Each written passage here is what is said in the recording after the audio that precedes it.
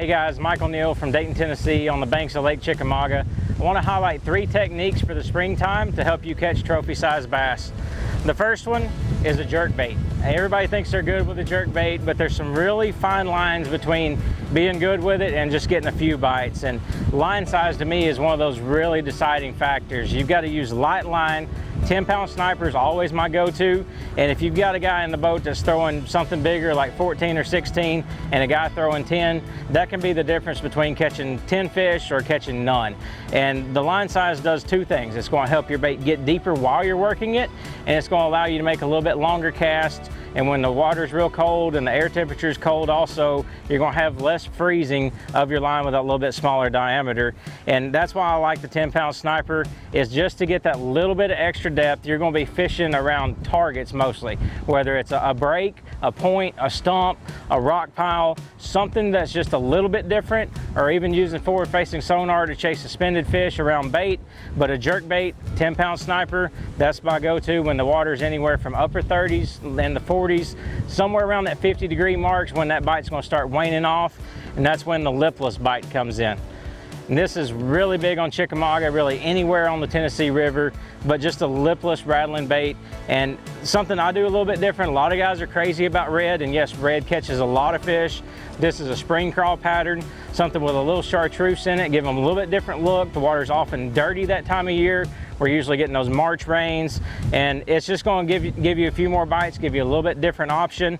And line size on this is very important too. It's going to control your depth that the bait is going to be able to actually get down and dive and work.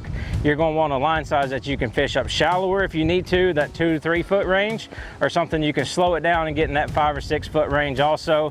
And that's when I like 16-pound Sunline Sniper. It's my go-to for any lipless bait, and you can yo-yo it on this. You can make a super long cast. It's not going to take all your spool up, and it's just a great all-around line size. And when you do that, if you need to tweak it a little bit, you can go down. If you want to throw a 1/4 ounce bait, you can go down to 12.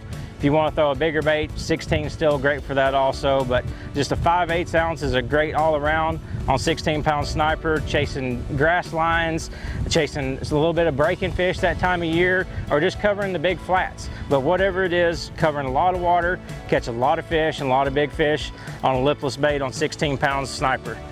And last but not least, when you get into the spawn, you've got to slow down a little bit. You've got to fish a little bit finessier. By this point, the fish have seen a lot of baits. Any lake in the country is going to have a lot of pressure, but Chickamauga does, especially because it's known for these giant fish. And that's when I like a shaky head.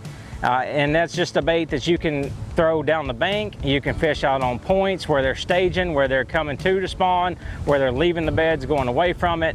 And when that water temperature gets up there around the 60-degree mark and stabilizes at night, that's when the shaky head's really going to shine.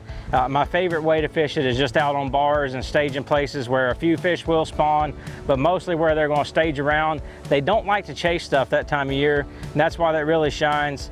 But the 8-pound Sunline shooter, the shooter's a little bit more abrasion resistant than the sniper. That's why I go with that.